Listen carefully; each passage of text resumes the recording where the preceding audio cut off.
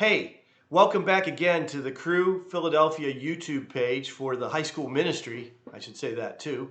My name's Brad, and I'm on staff with the high school ministry of Crew. Don't forget to like, subscribe, and share down at the bottom of the page. I hope this encourages you. Crew is a ministry that helps students know who they are in Christ so that they can put their faith into action on their campus and in their world. The last video that I produced on this page, I talked about Psalm 46. I want to read it for you again, and I want to take a look at verse 10 with you. There's a really challenging thought that it makes, one that I think is something for all of us today to ponder and to take to heart. Psalm 46 says this: God is our refuge and strength, a very present help in trouble.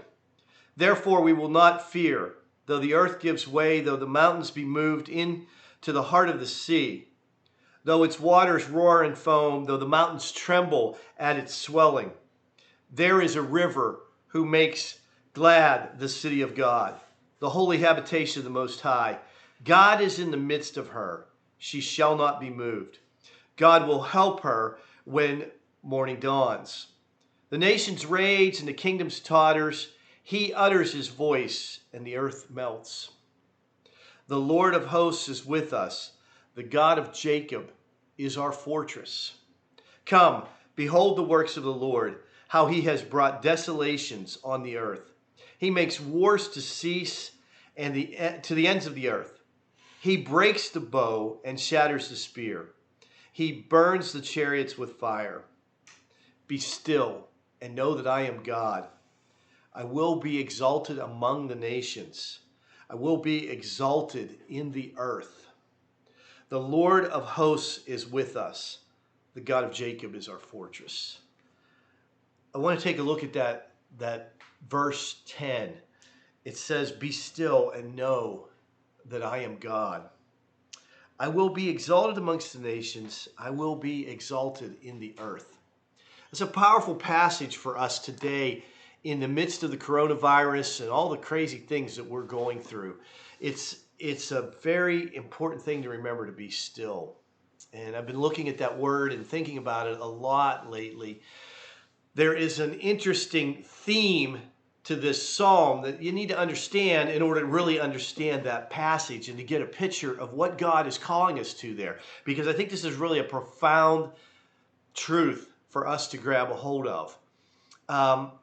He's speaking there to nations that are at war. They're fighting. It's as if they've drawn their sword and they are fighting God.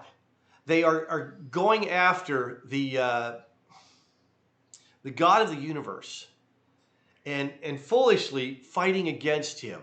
And the whole psalm draws this picture to show that the strength of God is stronger than the might of men. And to say, God's in charge. He's sovereign. He's in control. He's got this. But then finally in verse 10, it says, and this is written primarily to the nations of the entire earth, it says, be still and know that I am God. Be still and know that I am God. And we read that passage and we think, okay, pause, be quiet, ponder. And there is a truism to that. There's definitely a big part of what this passage is saying is to do that, to just be quiet, to stop and to pause. But I think it goes even deeper, and it can speak to what we are going through right now in the world today with the coronavirus going on. There is a sense where, and we've heard this from our government, we've heard this from other governments, it's a unique moment in time where it feels like humanity is at war against this entity, this tiny little virus that we are trying to defeat, and rightfully so. The Bible very clearly lays out that Adam and Eve were called to, sometimes it's called the cultural mandate, that God said to them, fill the earth and subdue it. Take charge over it. Have control of it. And certainly for us in this moment and in this time, humanly speaking, we humans need to take charge of the coronavirus and come to a way to bring a solution to it. And God would have us do that. I firmly believe that. And so we need to be striving very hard to find a solution, to find a cure for this disease that is troubling so many people. And yet, in the middle of accomplishing that, there's also a place where we need to be still in heart and calm. But I want you to understand the depth of the meaning of that word that we have translated into the English most often as be still. Although some translations use different words, I'll maybe pull one or two up here with my electronic device that I have in my hand. But I want you to understand the word there is in Hebrew, it's a word that we would pronounce rapa, or rapa actually, with a long A. And rapa in the Hebrew, it literally it means surrender. One translation that I found for it was to be devastated. It's a picture of the armies of the world coming against God and fighting him and suddenly realizing we can't win and dropping their swords and surrendering and giving up to God and saying, we can't accomplish this. Folks, I think there's a point today where that is exactly what we need to do. We need to drop our swords and not quit trying to find the solution, not quit trying to find cures and treatments for the coronavirus, but simply surrender to God and lay our trust at him and come to him and commit to him in a new sort of way.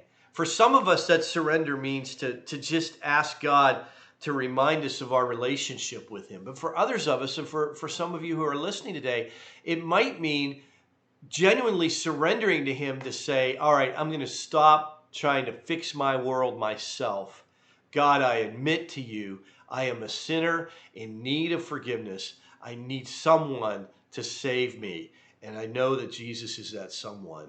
And dropping all pretense of trying to accomplish goodness and meaning and perfection and hope in your own life, in your own efforts, and instead laying that trust on Christ. That word then, to be devastated, is really, really powerful. I read the original passage to you from a version of the Bible called the New English Translation. And that's one of my, actually not the New English, the ESV, the English Standard Version.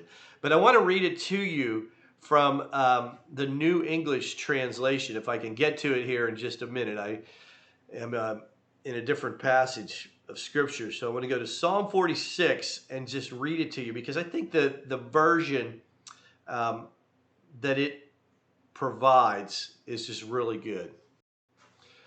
So here's how the New English Translation puts Psalm 46:10. And I think this is really good for us to remember. He says, meaning God, stop your striving and recognize that I am God. I will be exalted over the nations. I will be exalted over the earth. I want to call you today to stop your striving and recognize that he is God. To simply give God his right place in your life. And if this is something you're wondering about or want to understand further, we certainly would love for you to click in the comments and ask questions to us.